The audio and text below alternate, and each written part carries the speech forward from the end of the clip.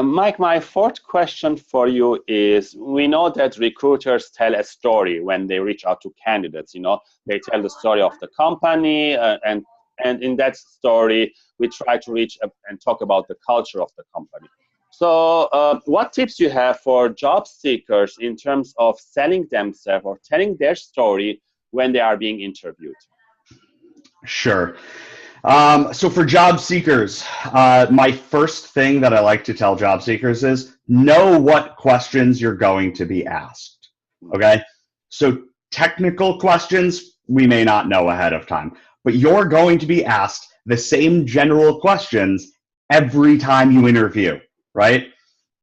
Where did you work? Why did you work there? Why did you leave there? What did you do? And what do you earn? Right? Therefore, have your story ready. That shouldn't catch you off guard. Somebody asking you why you left an organization shouldn't be you should know that ahead of time. They're going to ask you. And so the story that you should be focused on is a chronological story that's able to share your career from beginning to end in a logical, clear, and succinct presentation. I started here.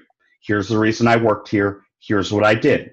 The reason I left here was because of this, and the reason I went here was because of this. While I was here, I did this. I then moved to this company because of this, the reason I joined this company, right? And you want to be able to tell that story in 1 minute to 2 minutes, be able to highlight what you've done, and be able to show them kind of the logic behind your progression.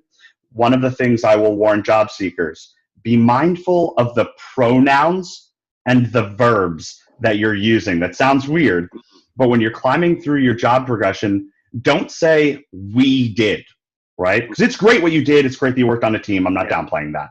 What did you do? That's so right. I did this. Now for the verbs, make sure you're using succinct, clear verbs that are not helping verbs. They're doing verbs, right? Oh, I helped build this.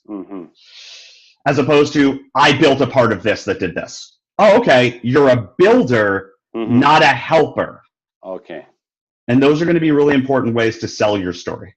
And we all know that recruiters always will ask, tell me about a time you did, or X amount of time, or tell me about the time you had to overcome something. So what about those questions?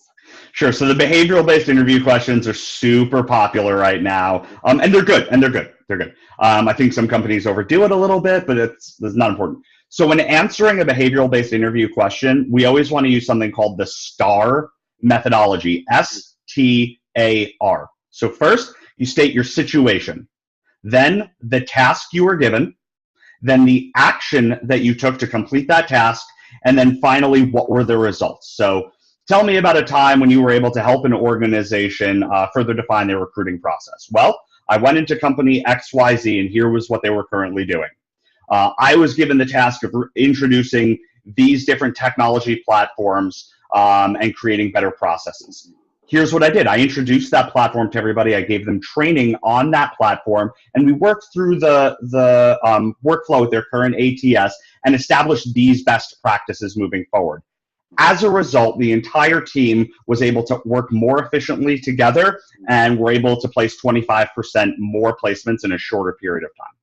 Is it important, that's a great tip, I already tell that to my friends, but is it important to kind of have not contribution, but percentage or money-wise attached to an answer?